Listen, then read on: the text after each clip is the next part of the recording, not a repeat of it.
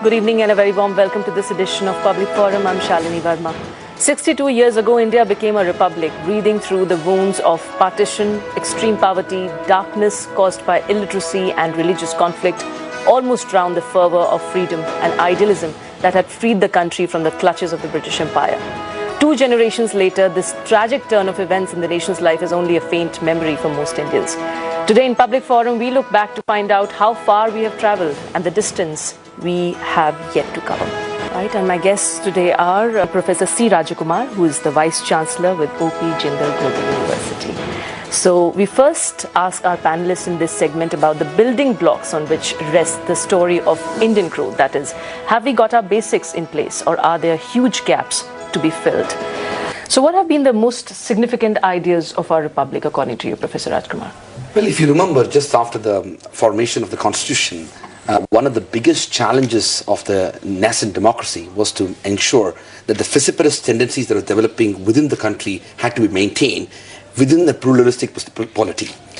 And that means that it's important the institutions that were set up need to have a strong central framework on the basis of which governance ought to be structured, by at the same time giving sufficient latitude for the states to grow themselves. And that was part of a constitutional governance which was infused into the Indian polity. And secondly, of course, the strengthening of democratic institutions was part of the initial vision, because if you look at the Constitution, there was strong emphasis on the various institutions of the nascent democracy, which included the parliament, the courts, and of course a strong framework for enforcement of the fundamental rights in the Constitution and the directive principles of state policy. But of course, if you look at the other parts of the Constitution, there was clearly a vision to establish an election commission and many other aspects of the Constitution which provided a delicate balance of powers between the legislature, executive and the judiciary. So clearly the constitutional promise to develop democratic institutions, to maintain the structure and to provide a platform for growth and development was envisaged, and to a large extent that was implemented. Okay, that is one area that you think certainly needs more focus. But the biggest curse for the Indian economy have been the middleman, the contractor, something which just followed after the big reforms of 1991, which believed to really increase the purchasing power of of an average Indian. Do you think that's where lies the problem? Well, clearly, one of the if you look at those years just after the independence and then after the first 3 decades of post-independent India, there was a clear recognition at that time that because of the overwhelming presence of the state apparatus in almost all aspects of governance, corruption was deeply embedded into the polity, and privatization and opening up of the Indian economy will lead to greater competition and hopefully reduce corruption. But unfortunately, the last 20 years of liberalization and privatization has not shown that result. Clearly, corruption has indeed changed the dynamics of it. There have been sectors where corruption used to prevail because of privatization and use of technology. They have been eliminated or reduced. But corruption as a phenomenon which has been deeply undermining the Indian polity continues to be the case. And that's all the more reason why we need to address the challenge of accountability and transparency within the exercise of powers across all aspects of the government. Okay, Professor Rajkumar, how do you compare the young Indian Republic then and now, the issues that were really central to our polity?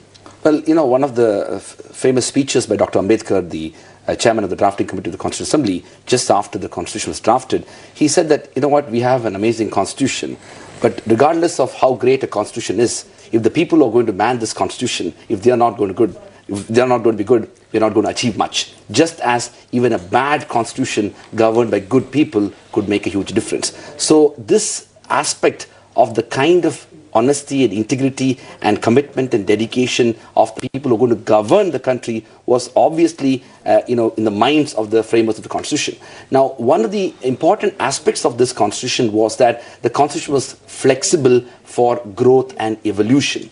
It was clearly mentioned by the framers of the Constitution and of course Dr. Ambedkar himself that the amendment procedure of this constitution is one of the simplest and easiest compared to many other constitutions. If you look at the US constitution, if you look at many other constitutions of the world, the amendment process is far more difficult than Indian constitution. And they were mindful of the fact that as a young republic, and will go through extraordinary transition and will be facing numerous challenges, the framework of the constitution had the statesmanship and the vision not to tie the future generations to a document which they are preparing.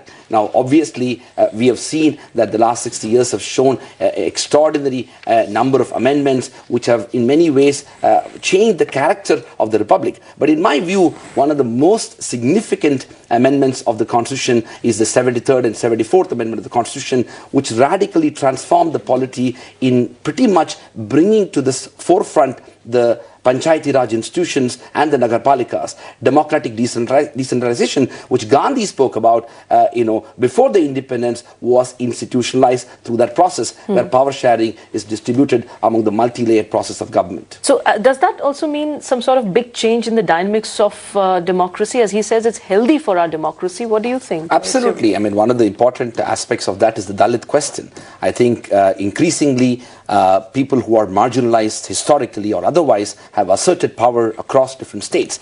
And the whole issue of power transformation is taking place not only through the state parties playing a role, but also national parties looking at states and identifying issues which are central to the state's own growth and development. So, for example, the so-called national parties like Congress and BJP, when they have to fight elections within the state context, they will have to become far more integrated to the kind of issues that are germane to the particular state. And that is part of a cooperative federal structure that is evolving. And secondly, one of the drawbacks of a centralized power structure that prevailed in the early independent, post-independent India was that the kind of issues that the central government was dictating across states may not be appealing to the people and the polity within the states. Now, increasingly, not only states have asserted power within the states themselves, but state parties are asserting national power. So you had a number of central governments, even before the last 10 years, but the United Front government much earlier, you could see a coalition of parties coming together. Now, one could argue that there were inefficiencies in the structure of and the process of government, but clearly that produced a far more egalitarian form of governance structure which could appeal to a number of state interests that are spread across the country. Okay. Joined by another caller from Rajasthan, Mr. Bharat Sharma. Please put your question. Hello, ma'am. As your panel rightly point out all the issues, I wanted to know whether the problem lies within ourselves. That means, I want to say, we have lesser spirit with respect to China, or our belief is less, or something other. I wanted to know. Okay. Thanks very much, Mr. Sharma. Perhaps this is the right time to introspect as to where lies the problem. What is your opinion about this, Dr. I think we need to unbundle the challenges. I mean, obviously, poverty, inequality, and social exclusion are critical challenges we need to face as we move forward.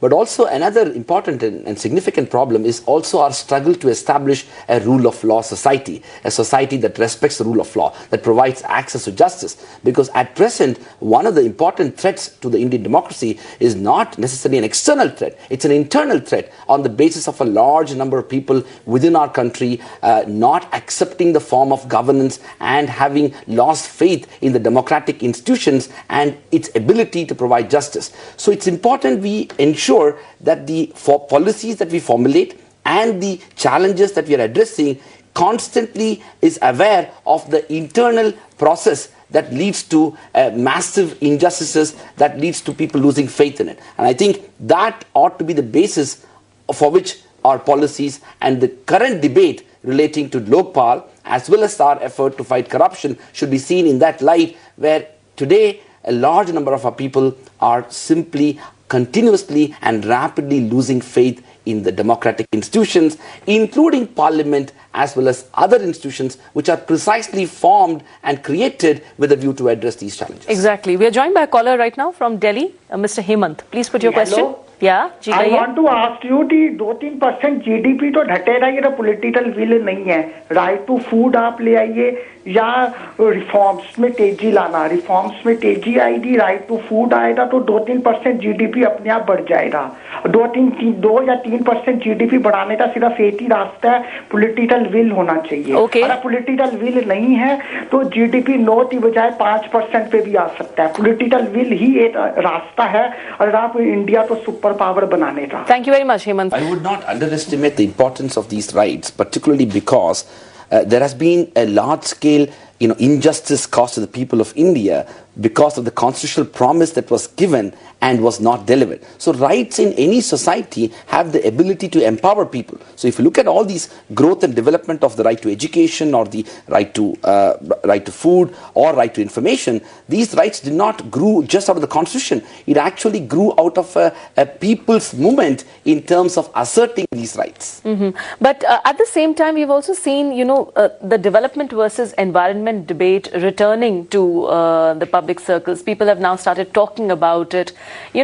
Thankfully, at least we know that there are some solar cookers which can be used. There are some smokeless chulas which we can depend upon. In fact, we've seen protest in the names of these environmental concerns, whether it is on the Niyamgiri Hills in Orissa, or it's endosulfan spray in Kerala, or it's Kudankulam plant in Tamil Nadu. What would you like to say about this? I think as a developing country which is going to increasingly play an important role, not just within the region, but also in the world, the kind of environmental policies that we adopt as a country will significantly matter for the future of this planet. Secondly, I think the issue of development versus environment is going to be a central aspect as we grow. With 8% GDP, it's going to consciously form the concerns of both the polity as well as society. But I think one important aspect which we need to at least bring forward to the debate is, do our generation owe a responsibility to the future generation? The whole concept of intergenerational equity. And if we do owe a responsibility to the future generation, then all of us, including corporations, companies, multinational or Indian, will have to assume greater responsibility. Now, to ensure that this responsibility has a legal framework, we need to have stronger laws which regulate and at the same time provide strong accountability to ensure that these standards are met with. My biggest problem in relation to this issue is that there is a lot of lack of clarity and poor enforcement coupled with corruption at multiple levels in enforcing environmental standards,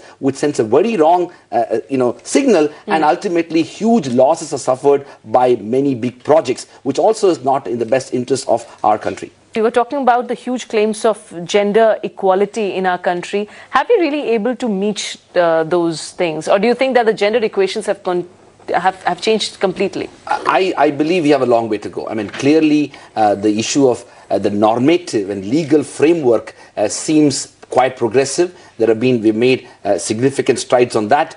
Gender disparities have been attempted to be addressed through legal and judicial process, including judgments by the Supreme Court of India on issues relating to sexual harassment and many other things. But at the core of it, we still are a society which blatantly discriminates women across all sectors.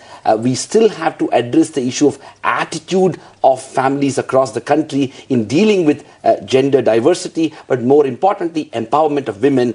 And it's important for us to bring that into the family and social consciousness, because legal instruments have certain limits in regard to sort of enforcing family conduct. And that's where we have a bigger social project involved. And secondly, the issue of violence against women has to be very seriously dealt with. Increasingly, we are seeing, regardless of the socio-economic situation that prevails in a particular state, we have seen violence across different parts of the country, and women continue to feel unsafe across different parts of the country. And until and unless... Delhi was also rated as one of the most... Delhi, Bangalore, Mumbai, you have a steady sort of series of violent acts committed against women, and the fear of crime among women is pretty high. So unless and until we address that, we will not be able to achieve the kind of vision we have for maintaining justice justice, gender justice in this country.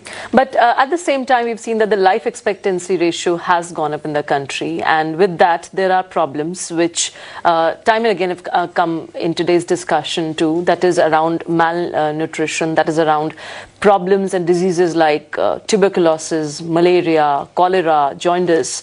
Why do you think that health sector still remains an area which needs more, not just the investment, but also big policy decisions to be made in that direction to make sure that at least health is something which, a healthy environment can be given to the citizens of this country? Well, in addition to education and health, clearly we need more investments. I mean, consistently, if you look at several committee reports, the percentage of GDP on these sectors have been much lower. And if you look at China, one of the significant achievements of China in relation to education was its huge investment. I would also, in addition to education and health, I would also support the idea of a significant investment in infrastructure, which will have direct benefits for accessibility and rural accessibility, which is absolutely important because the kind of convergence that we need to develop between the disparities that prevail in the rural part of India and the urban part, which inevitably contributes to urban poverty and other problems, needs to be addressed as well.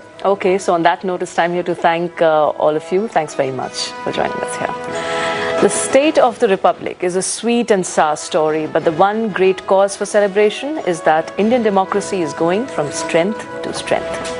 Time now to say goodbye to you. Bye-bye.